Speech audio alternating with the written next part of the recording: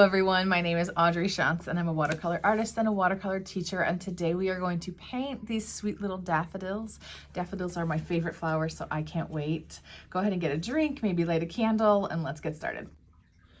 Okay, let's talk about supplies for a minute. We just need some kind of a pencil and an eraser, because we do both when we sketch, right? But if you have a kneaded eraser, I like them better because they don't leave shavings on your paper. Then I have this round size 10 Winsor & Newton watercolor brush. I like it because it has a good tip to the brush and a good belly on the brush. I teach with just one brush, so if you've got something similar, that's great. Then I like an ultra fine point Sharpie for the ink work at the end. If you had a felt tip pen, that's fine. If you had just like an ink pen, pretty much anything, because this will be dry before we work on top of it, so you're gonna be fine. I also have my paints. This set I can link below as well, but these are the ones I'm going to use today. This is 140-pound cold press watercolor paper. This is the Canson brand, and I've cut it into a 3" by 3" square just to keep it nice and small. What else? I have some water and I have a towel. I like to use a towel instead of a paper towel, but you do what's good for you.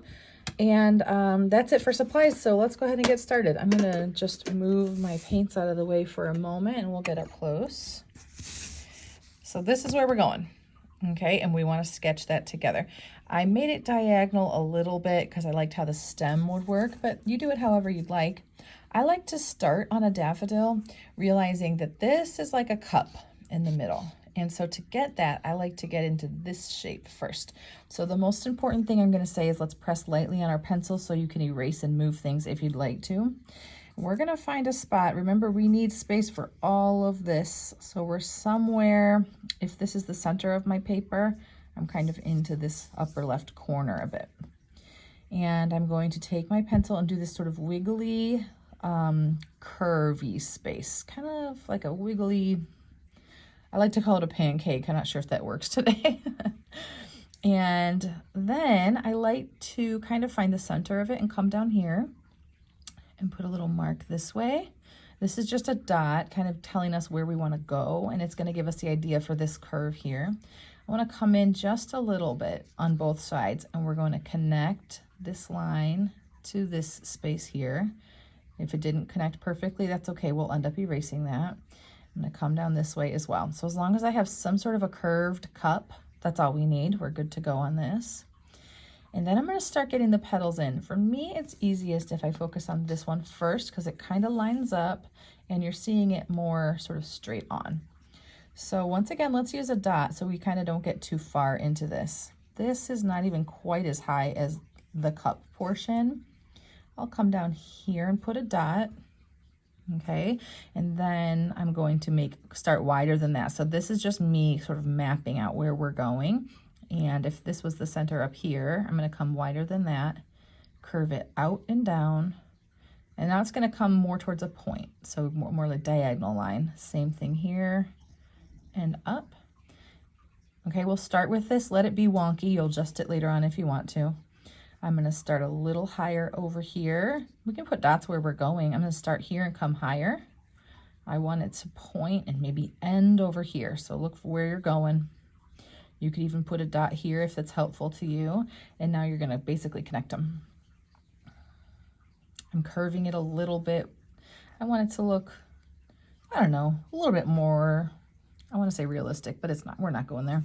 Okay, so another dot here. Where am I going? I'm going up here. It's going to curve on the way. Curve up, over, up, down and around. And like I said, let it all be wonky because in a minute you can just adjust it. That's what's kind of awesome about starting with pencil. I'm going to go here. I think I want it to land about this way. And I notice it's going to come out first and down a bit. Then it's going to sort of have a triangle.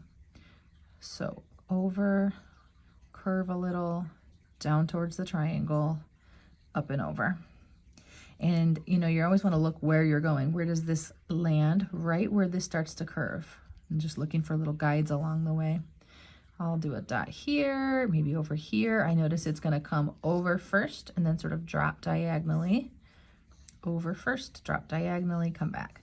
It just has to sort of kind of look like petals. And I already want to move this one down a little bit. I'll do that. I'm going to grab my kneaded eraser.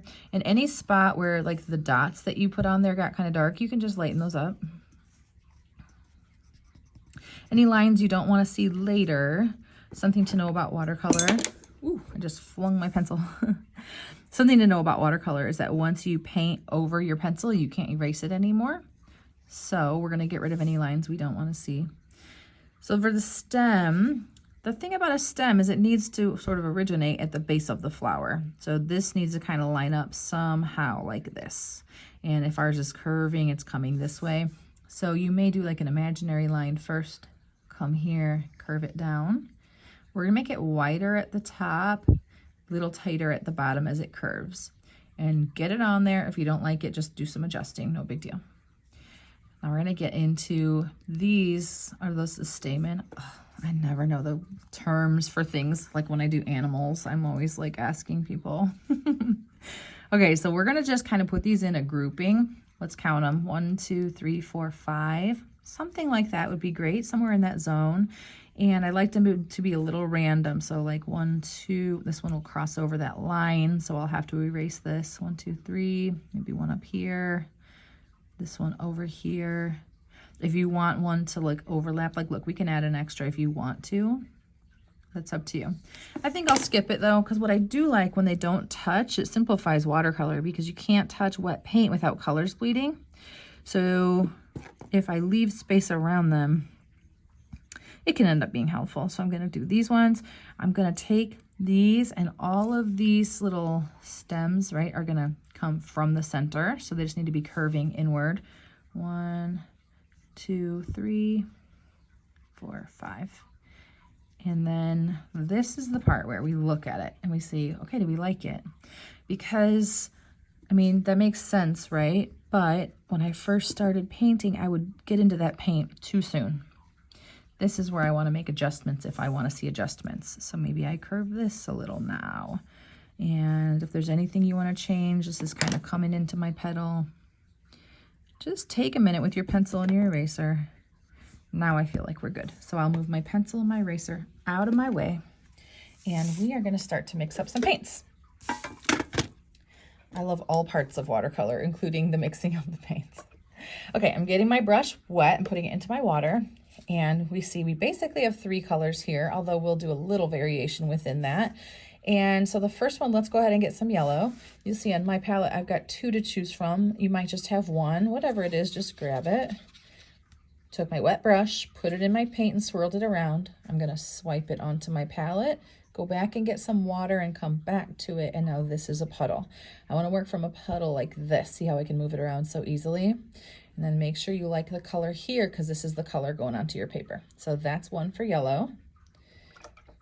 I'm gonna get into some orange here. And it just doesn't matter too much. I'm picking a lighter orange, I guess. Like these are sort of darker oranges. I wanna start with light.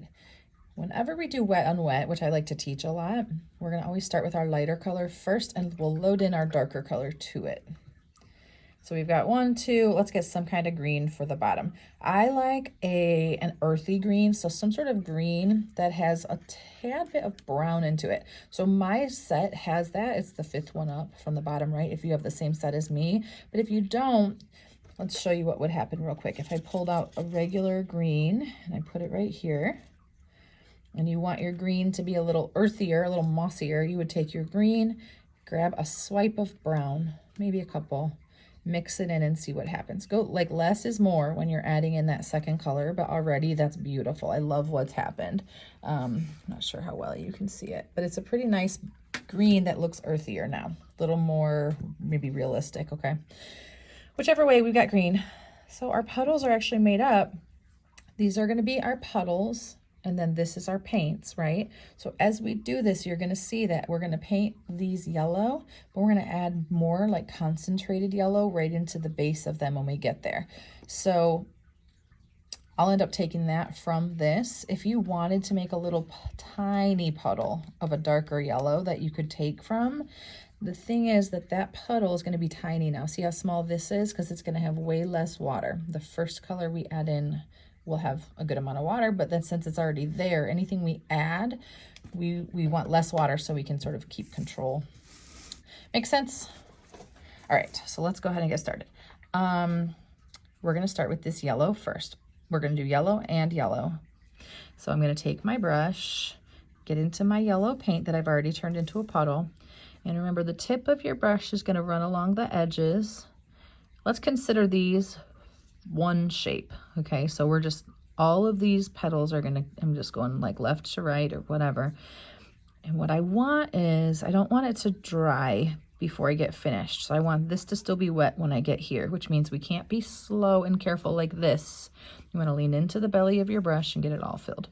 When you look at it now, you should be able to see the texture of the paper kind of through here. And if you can't, you can either touch your brush to your towel, dry your brush a little bit, and you can do this, lift up some of that. Okay, then from here, now that it's not out of control, it's all glossy, but there's no puddling or pooling, I'm gonna take my brush and get into this yellow. Or you could have done the one that you created, or a little bit of both, it doesn't matter. And we're gonna touch it right here, right at the base of like the cup, right on the inside of that flower. We're just gonna let it do its thing. Isn't that so cool? And that's like out of control. It's maybe not even where I want it, but I'm gonna actually let it be. You could clean your brush, dry it, and then kind of blend these a little bit and change them if you want to. The thing I wanna do is maybe see if I can add a tiny bit more dark yellow right here because it's still wet. And while it's still wet, you can play.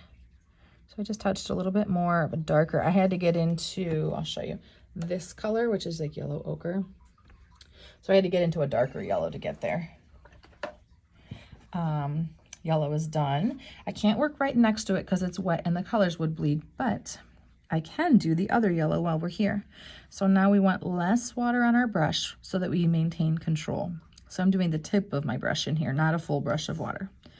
And if you hold your brush very vertical, very upright, and put just a little bit of pressure on your brush while you fill this in, you're gonna have more control for this like tiny space. And then that's all done. So now we filled in these two things. If yours is already almost dry, you wouldn't need to go to the dryer. If it isn't, let me see if my dryer's on. Okay, good. I'm gonna use this little heat gun that looks like this, and I'm just gonna give these a dry because then I can work right next to them without my colors bleeding. So you can either let it dry or you can use something like this or a hair dryer to make it dry, and then we'll move on. I just dried this one and I can tell it's good to go because I can't see the light reflecting on it anymore. And now I'm going to take, I want to do my orange next. So do you remember how we did our light color first? We're going to do the same thing with our light, and then we'll load in some sort of a dark orange, or if you don't have very many colors, just more of the orange you used, but concentrated. So like you would take it right from here without really adding much water. So I'll take this, I'm going to fill in this part, the cup portion. I want a little more color in there. Okay. Got it all filled in. I'm going to maybe touch my brush to my towel and lift up anything that feels out of control. So that shows you can work with more water than you need because you'll be able to lift it at the end. And now I'm going to get into that concentrated orange from my paints, and I want to touch it to the sides. So I need just a little bit more water so it'll blend more. See this? I'm just touching it to the sides and the bottom, and I'm going to leave it. So you might be tempted to blend that, but that's going to look so cool in a little bit. So just leave that.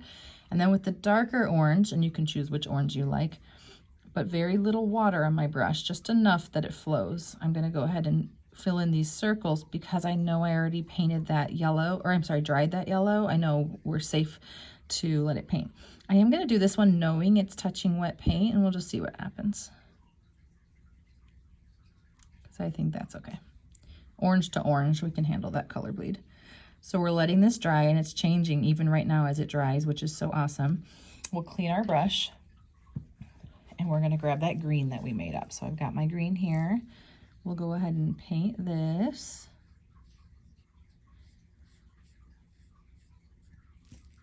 I do like to have a dryer because so I just added some dark green paint right to the base right here.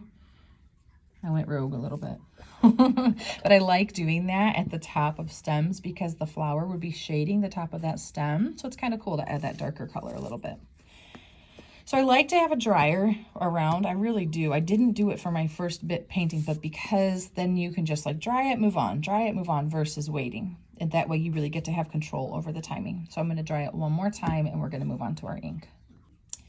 If you dry it and it curls up like this, you can always take it and sort of roll it backwards a little bit and let it straighten out. It's just because it had to absorb a lot of water and sort of recover. Okay, moving our paints out of the way, we're to the ink part, and I love getting to this portion always because it feels a little bit more carefree because you've done so much hard work already. So we're going to go right over our pencil lines because remember, you're going to see them otherwise. In fact, see that pencil line? Like that's covered with paint, so that's staying. It doesn't really matter what order you go in, whatever feels good. Just make sure you take into account if something's in front of another thing, there's no lines that are going to go through it. So I'm just going to circle that one now. We're going to just follow our lines. I love sketching, and once I realized that the center of a daffodil was a cup, it really helped me to kind of start with that. So I hope you like this one. Oh, I made that one kind of wonky on purpose. You're just sketching over what you've done. And we are going to add a few extra lines here, but not many.